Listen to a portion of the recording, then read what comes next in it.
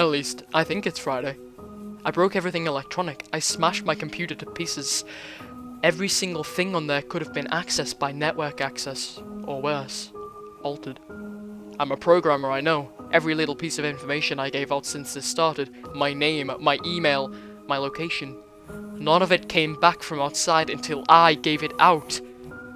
I've been going over and over what I wrote. I've been pacing back and forth, alternating between stark terror and overpowering disbelief.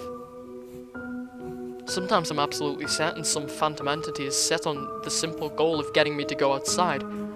Back to the beginning with the phone call from Amy. She was effectively asking me to open the door and go outside. I keep running through it in my head. One point of view says I've acted like a madman on all of this is extreme convergence of probability, never going outside at the right time by pure luck, never seeing another person by pure chance, getting a random nonsense email from some computer virus at just the right time. The other point of view says that extreme convergence of probability is the reason that whatever's out there hasn't gotten me already. I keep thinking, I never opened the window on the 3rd floor. I never even opened the front door until that incredibly stupid stunt with the hidden camera, after which I ran straight to my room and slammed the door. I haven't opened my own solid door since I flung open the front door of the building. Whatever's out there, if anything's out there, never made an appearance in a building before I opened the front door. Maybe the reason it wasn't in the building already was that it was elsewhere getting everyone else. And then it waited until I betrayed my own existence by trying to call Amy. A call which didn't work, until it called me back and asked me my name. Terror literally overwhelms me every time I try to fit the pieces of this nightmare together. That email, short, cut off. Was it from someone trying to get the word out? Some friendly voice desperately trying to warn me before it came? Seen with my own eyes, don't trust them. Exactly what I've been so suspicious of. It could have masterful control of all things electronic, practicing its insidious deception to trick me into coming outside. Why can't it get in? It knocked on the door. It must have some solid presence. The door, the image of those doors in the upper hallway as guardian monoliths, flash back in my mind every time I trace this path of thoughts. If there is some phantom entity trying to get me to go outside, maybe it can't get through doors. I keep thinking back over all the books I've read or movies I've seen, trying to generate some explanation for this. Doors have always been such intense foci of human imagination, always seen as wards or portals of special importance. Or perhaps the door is just too thick. I know that I couldn't bash through any of the doors in this building, let alone the heavy basement ones.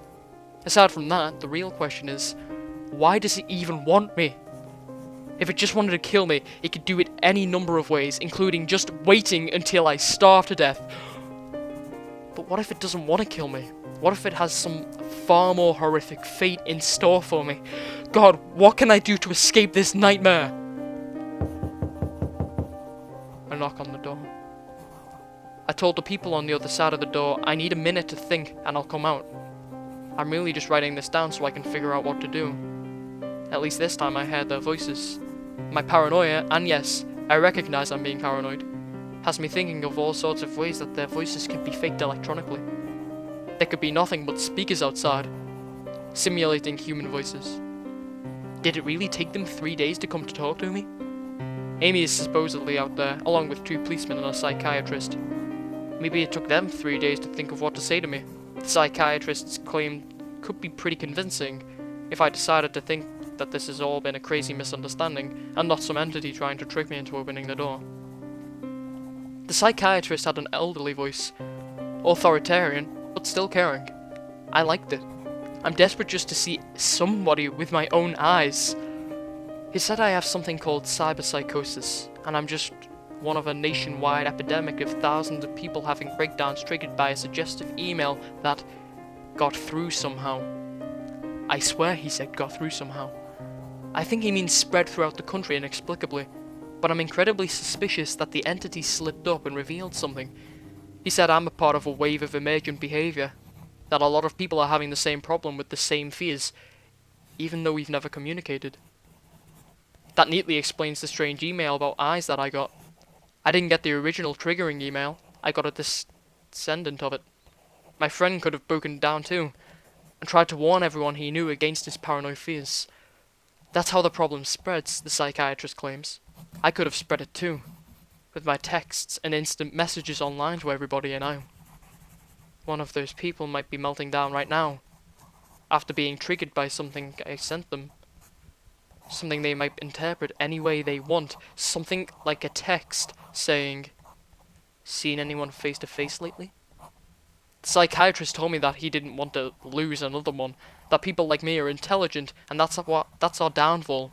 We draw connections so well that we draw them even when they shouldn't be there. He said it's easy to get caught up in paranoia in our fast-paced world, a constantly changing place where more and more of our interaction is simulated. I have to give him one thing, it's a great explanation. It neatly explains everything. It perfectly explains everything, in fact. I have every reason to shake off this nightmarish fear that something or consciousness or being out there wants me to open the door so it can capture me for some horrible fate worse than death. It would be foolish, after hearing that explanation, to stay in here until I starve to death, just to spite the entity that might have got everyone else.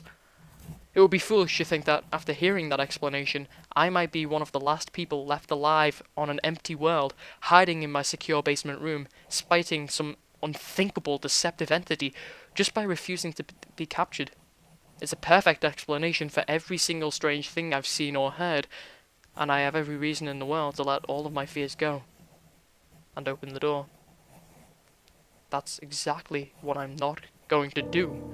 How can I be sure? How can I know what's real and what's deception? All of these damn things with their wires and the signals that originate from some unseen origin. They're not real. I can't be sure.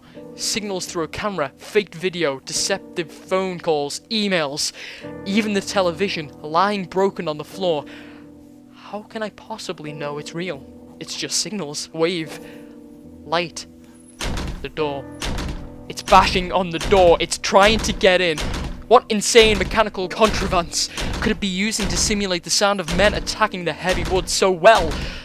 At least I'll finally see it with my own eyes. There's nothing left in here for it to deceive me with. I've ripped apart everything else.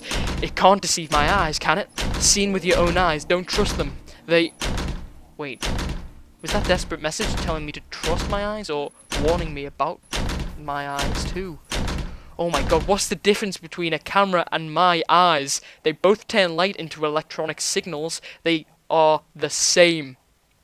I can't be deceived. I have to be sure. I have to be sure.